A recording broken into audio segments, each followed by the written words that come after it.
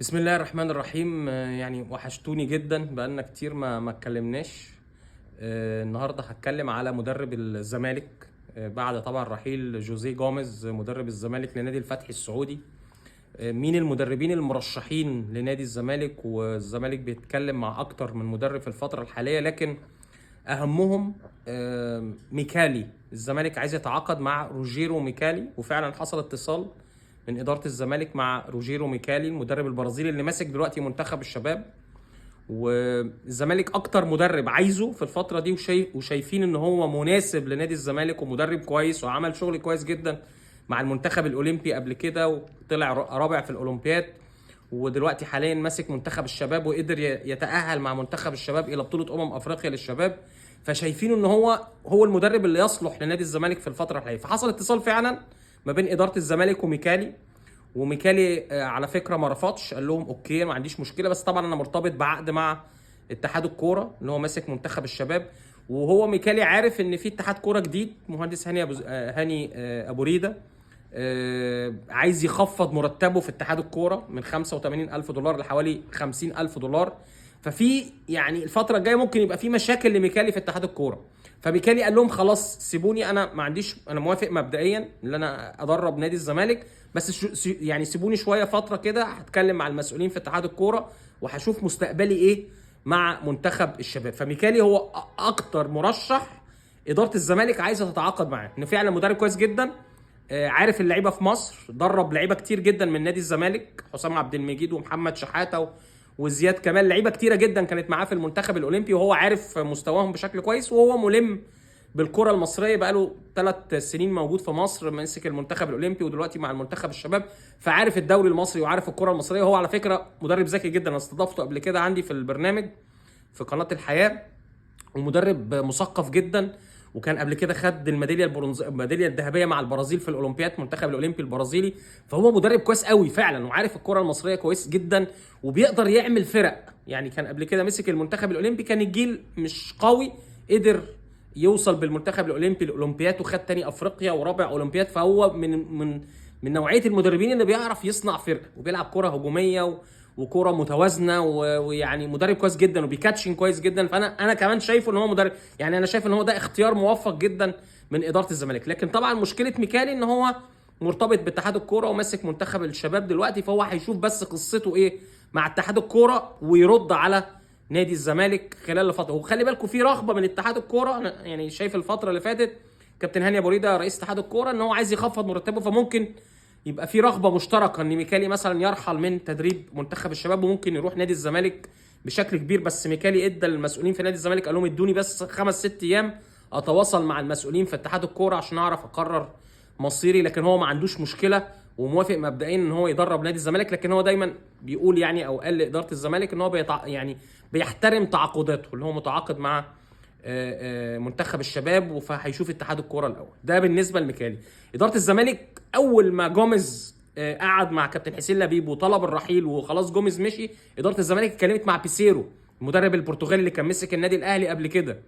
بيسيرو قال لهم انا ما عنديش مشكله، انا موافق، انا دلوقتي مش ماسك فريق، لكن انا مرتبي لا يقل عن 100,000 دولار. الزمالك طبعا عنده مشكله ماليه، ان هو الفتره اللي فاتت حتى وجوميز كان موجود، كان جوميز بياخد 65,000 دولار، وجوميز بياخد 65,000 دولار، والزمالك ما كانش قادر يوفي له او يقدر يدفع مرتبه. يعني قعد 3 4 شهور الراجل ما بيقبضش. فالزمالك محدد ما بين 70 ل 75 الف دولار عشان يتعاقد مع مدرب، وده المبلغ ده مناسب جدا لميكالي، خلي بالكم. لكن بيسيرو طلب 100 الف دولار، وقال لاداره الزمالك يعني طلباته ان هو عايز 100 الف دولار، واداره الزمالك لسه ما ردتش على بيسيرو. لكن ممكن يكون ايه، اداره الزمالك برضو عايزه، مش هتقدر تدفع 100 الف دولار، هتدفع زي ما قلت لكم ما بين 70 ل 75 الف دولار. كمان خلال الفتره اللي فاتت خلي بالكم اداره الزمالك في اكتر من عضو مجلس اداره بيتكلم مع مدربين. يعني هتلاقي كابتن حسين لبيب بيتفاوض مع مدربين، كابتن احمد سليمان بيتفاوض مع مدربين، عمرو ادهم عضو مجلس اداره بيتفاوض مع مدربين، وفي كمان وكلاء كتير الفتره اليومين اللي فاتوا دول والنهارده عارضين سيفيهات مدربين كتير، ان خلاص يعني اول ما مدرب بيمشي بيبقى عايزين يجيبوا مدرب مكانه. ففي وكلاء يعني عارضين سيفيهات كتيره جدا. كمان اداره الزمالك تواصلت مع كوبر، مدرب كوبر اللي كان ماسك قبل كده منتخب مصر، وتواصلت معاه من خلال محمود فايز. محمود فايز طبعا المساعد بتاعه هو مدرب مصري، تواصلت معاه، ولكن كان في انقسام شويه في نادي الزمالك، شايفين ان كوبر سعره كبير، مش هيوافق ب 70 و75 الف دولار، وفي نفس الوقت طريقه كوبر طريقه دفاعيه ما تتناسبش مع طموح وفكر وطريقه نادي الزمالك. نادي الزمالك بيلعب على بطوله، عايز يكسب كونفدراليه، عايز ينافس ويكسب الدوري المصري، عايز يكسب كاس، عايز يكسب سوبر مصري. فكوبر دايما كنا شفنا مع المنتخب بيلعب بشكل دفاعي. فيعني كلموا مع محمود فايز، ولكن على استحياء ان هم شايفين ان كوبر اسم كبير، ولكن طريقته لا تناسب نادي الزمالك، وكمان المرتب اعتقد ما يناسبوش. لكن حصل فعلا تواصل مع محمود فايز مدرب او المساعد لمستر كوبر. فدول الاسماء الاجانب حتى الان اللي مطروحين، لكن اهمهم ميكالي. حصل تواصل برضه ما بين كابتن عبد الواحد السيد مدير الكوره في نادي الزمالك مع احمد مجدي، كابتن احمد مجدي مدرب الزمالك اللي كان مساعد جوميز. وعبد الواحد السيد قال لاحمد مجدي انا عايزك تكمل مع نادي الزمالك الفتره اللي جايه. فاحمد مجدي اعتذر، قال له لا انا خلاص، انا كده خلاص تعاقدت مع نادي الفتح السعودي مع جوميز. جوميز خد احمد مجدي معاه في الفريق السعودي، فريق الفتح، خلال الفتره الجايه. فاحمد مجدي هيقود الزمالك في ماتش المصري يوم الاحد في الكونفدراليه، وبعدين هيسافر السعوديه عشان يلحق جوميز ويكون مساعد لجوميز في نادي الفتح السعودي.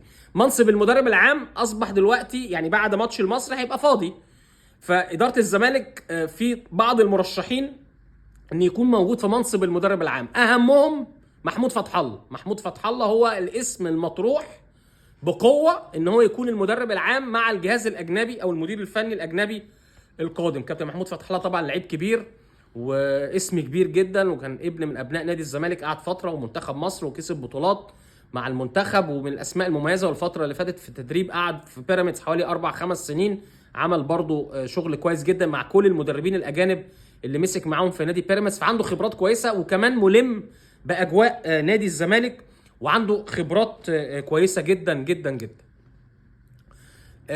فمحمود فتح الله هو اكتر مدرب او اكتر مدرب مرشح في منصب المدرب العام في نادي الزمالك. كمان بالنسبه لنادي الزمالك خلال الفتره القادمه، اكيد الزمالك هيتاثر برحيل جوميز. اللعيبه بتحب جوميز جدا، شفنا طبعا التصريحات، او كل نادي او كل لعيب في الفريق يعني حزين جدا لرحيل جوميز. دونجا زعلان، زيزو زعلان، ناصر ماهر زعلان، عبد الله السعيد زعلان، كل اللعيبه زعلانه ومتفاجئه من رحيل جوميز. ولكن خلاص جوميز كان كده هيمشي خلال الفتره الحاليه، ان هو جاله عرض اقوى من نادي الزمالك ب3 اضعاف، وبالتالي الاجانب انتوا عارفين ما عندهمش عاطفه. الزمالك ما بيقبضوش الفتره اللي فاتت، عنده مشاكل، اداره الزمالك ما جابتلوش اللعيبه اللي هو عايزهم، عنده بعض المشاكل، لدرجه ان الفتره اللي فاتت جوميز كان بيدفع بعض الحاجات، احتياجات، مش عايز اتكلم يعني في التفاصيل، لكن كان بيدفع من جيبه بعض الاحتياجات اللي الفريق او اللعيبه بتحتاجها في التدريبات، كان بيدفعها من جيبه. فكان في حاجات كتيره مضايقه مستر جوميز. فاول ما جاله عرض نادي الفتح السعودي ب 200 الف دولار في الشهر، والعقد هيكون لمده 6 شهور قابل للتجديد ب 200 الف دولار، على طول الراجل قال لك لا يا عم، انا اللي يقعدني، انا اروح هناك وهاخد مبلغ كبير جدا. الدوري السعودي والفتح السعودي كمان في المركز الاخير في الدوري السعودي برصيد 6 نقاط، فهم عايزينه ينقذهم. وزي ما بنقول دايما، كل المدربين الاجانب اللي بيمسكوا الاهلي وبيمسكوا الزمالك بيبقى عندهم فرص قويه جدا جدا جدا ان هم يشتغلوا في الخليج. الخليج على طول، انديه الخليج في السعوديه، في قطر، في الامارات، بيخطفوا على طول المدربين الاجانب اللي بيشتغلوا في الاهلي وفي الزمالك.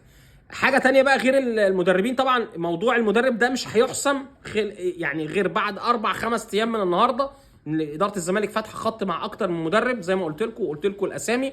مش مطروح تماما فكره المدرب المصري في الفتره الحاليه، ان هم عايزين يجيبوا اجنبي، يعني عايزين يجيبوا اجنبي. وحتى يعني كان في بعض الكلام كده مع بعض اللعيبه داخل فريق نادي الزمالك، هم معظمهم عايزين يتعاملوا مع مدربين اجانب خلال الفتره القادمه. اخر حاجه بس موضوع سيف الجزيري. سيف الجزيري يعني في رغبه كبيره جدا داخل نادي الزمالك بعدم تجديد عقد سيف الجزيري، ولكن في حاجه حصلت مع سيف الجزيري، ان الفتره اللي فاتت كان من فتره كده كان اداره الزمالك عملت كان سيف الجزيري مسافر، كان في فتره الاجازه، وكان اداره الزمالك عملت معاه زي اتفاق كده مكتوب ان هو يجدد عقده مع نادي الزمالك، وكان بعتوا الاتفاق ده من خلال الميل، هو مش عقد بس اتفاق، زي اللي حصل مع الراجل اللي هو الجابوني ده اللي ما جاش، اللي طلع على رومانيا. وبعدين اداره الزمالك الفتره اللي فاتت، وكان جوميز قبل ما يمشي قال لهم انا مش محتاج سيف الجزيري، ويا ريت ما يتمش التجديد ليه، ولو جاله عرض يعني اداره الزمالك توافق عليه، ومش محتاجه في الفريق خلال الفتره القادمه. فانا بقول لكم سيف الجزيري الموسم ده هيكون اخر موسم بالنسبه له مع نادي الزمالك، وفي نفس الوقت كمان لو سيف الجزيري جاله عرض او عايز يمشي في شهر يناير، نادي الزمالك مش هيمانع خلال الفتره القادمه، انتظارا بقى لراي المدير الفني الجديد الاجنبي اللي هيجي في الفتره القادمه.